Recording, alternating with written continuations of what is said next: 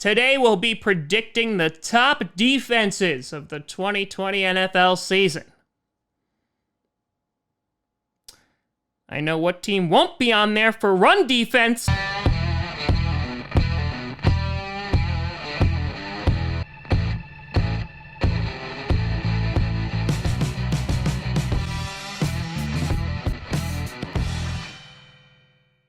Grossi Posse Packer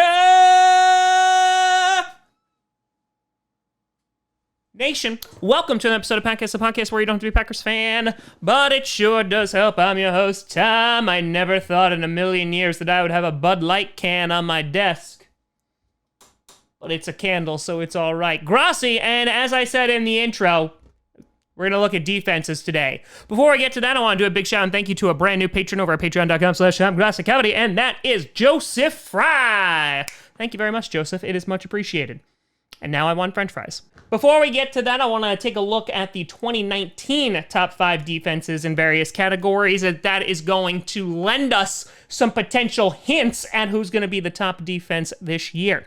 Taking a look at total yards allowed in 2019, you had the Patriots, the 49ers, the Bills, the Ravens, and the Steelers. Passing yards, 49ers, Patriots, Steelers, Bills, and Chargers. Rushing were the Buccaneers, Jets, Eagles, Saints, and Ravens. Would have never expected the Saints to be on this list.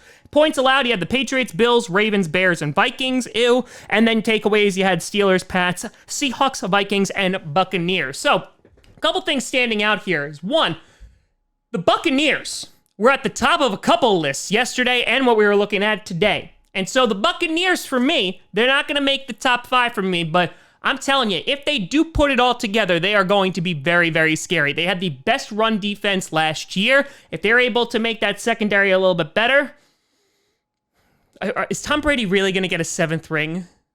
Like 7. That's one for every day of the week. Every day of the week. Starting off this list, you got the Buffalo Bills. They were number 2 in points allowed last season, and I feel like, they're going to be in that top 5 once again. You had Trey White, who was just chef's kiss, was just absolutely phenomenal. Then you have Ed Oliver, who, had an okay season. I'm looking for him to make a big step coming in this year. They went in the draft and they got AJ Epinenza, which could give them an even better pass rush. And the Bills have been centered around this really good defense for a while, right? I still remember years ago when they played like Peyton Manning, Aaron Rodgers, and Tom Brady in a row, and were just like completely and totally blanketing them. And I think the players that the Buffalo Bills have brought together over these past few seasons has worked very, very well. On top of that, when you have that emerging offense, this is why the Bills right now, for me, are being favored to win the AFC East and make a run for it. Because if that defense is able to be top 5, which I think it will, and that offense is able to be anywhere in the top vicinity of a top 10, they're going to be a very, very good team next year. Then, sticking with the AFC, you got the Pittsburgh Steelers. The Steelers, man, yeah, their offense last year was a hot piece of garbage, but that defense, that defense was freaking fracking good. They were number 3 in passing yards allowed, and they were number 1 when it came to takeaways. That defense was good last year before they got Minkah Fitzpatrick, and Minkah Fitzpatrick just put them over the edge.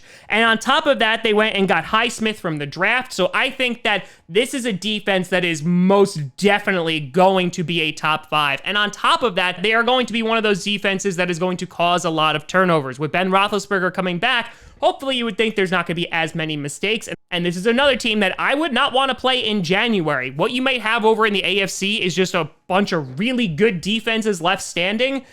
And that should be really, really fun for the Chiefs to try to get through. Number 3, you got the LA Chargers. I didn't say San Diego. Every day I don't do that is a win. This is a team that only cracked the top 5 when it came to passing yards allowed. Derwin James was obviously a non-factor last year due to injury. And I think that when you have Derwin James back in that secondary, and of course you got Bosa up front, this defense is going to be scary. They went out and addressed linemen by giving up all their picks to freaking get Kenneth Murray. And looking at Kenneth Murray's tape, he is the thumb thumper, right? He is that run stopper. So this could put that Chargers defense over the edge, and I think that they can crack the top 5 in more categories than just one next year. Now, their offense does give me pause, as there's a lot of unknowns over there, but I think that their defense is going to keep them in a lot of games, and they're going to need to because they're in a really, really tough division. But I would not be surprised to see the Chargers hit the top 5 next year. Then number 4, you got the San Francisco 49ers. There's a part of me that was going to leave them right outside the top 5 because of the loss of DeForest Buckner, but I think they solved that with Kinlaw. Even if Kinlaw doesn't come in immediately, even if Kinlaw is a non-factor,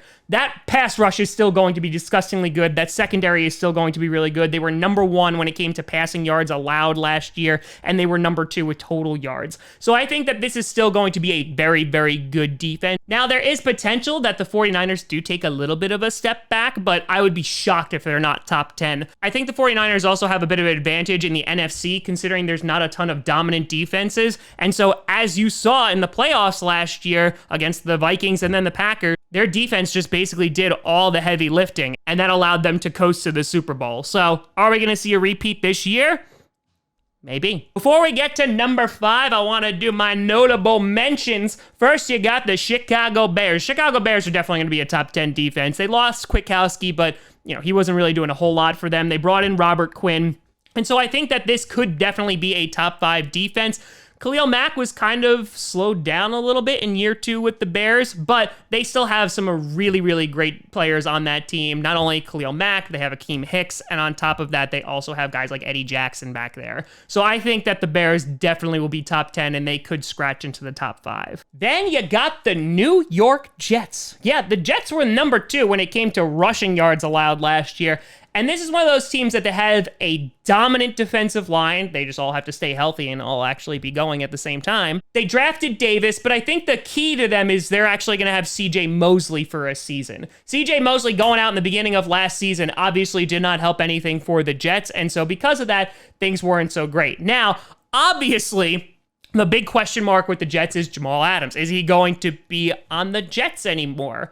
Which, I mean, according to him, it really doesn't seem like it. So that would be a big blow to their secondary if he didn't play.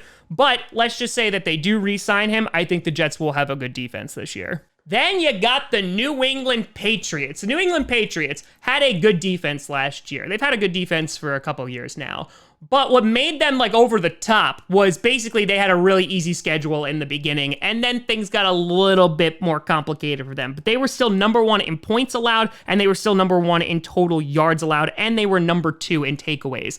Now, they did lose a bunch of pieces on that team. It wasn't just Tom Brady. They lost Kyle Van Noy. They lost Danny Shelton. They lost Jamie Collins. So some of those players are going to definitely make a dent. But if there's anything I know about Bill Belichick, he'll be prepared for that. So they could potentially hit the top 5 again this year because they're the Patriots and they never die. And finally, you got the Tampa Bay Buccaneers. You'll have Devin White, who will hopefully play a full season for them. They had the best running defense last year. They drafted a safety to try and help out that secondary. They also could be a very, very good defense. They were top 5 in takeaways, but their turnover differential was terrible because you freaking had Jameis Winston just going, here you go, and just throwing it to all the wrong people, and it didn't work out.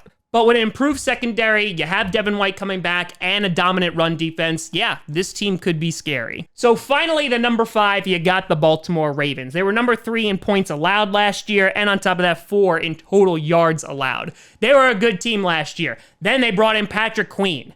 Yeah, one of the best coverage linebackers there was in this year's draft. If Patrick Queen comes firing out of the gate, yeah, this team is not going to lose a step, and I think is going to get better. Teams have been poaching from the Ravens for years because the majority of their talent is homegrown, and they just do really well the first 4 years, and then they wind up going somewhere else. And they don't really go into free agency a whole lot. They obviously are bringing guys like Calais Campbell in, which I think will be a nice story and will be a good addition to that defense. I mean, look at the Packers. We took Zadarius Smith from them. Thank you. Thank you so much. I also think what gives the Ravens an advantage is because they can put up so many points with that offense, it forces them into throwing situations. I think one of the reasons, besides just a good run defense, but they were a top 5 run defense last year, was because they put their opponents in a lot of throwing situations. So with all that being said, I think the Ravens will definitely be in the top 5 next year. But let me know what you think down in the comments below. Who do you got? Who do you got in the top 5? Do you think there's other teams that we're sleeping on? Is it the Packers? Please say the Packers. Sleep on them. Please sleep on them. Just say it's the Pack. Let me know what you think. You can always find me at TomGrossiComedy.com or at TomGrossiComedy on all social media. See down below. Check out podcasts on SoundCloud, iTunes, Google Play Music, Spotify, and of course YouTube. And a big shout and thank you to all the patrons over at Patreon.com/TomGrossiComedy and the YouTube members. But thank you so much for watching. I'm Tom Grossi. And as always, go Pack, go.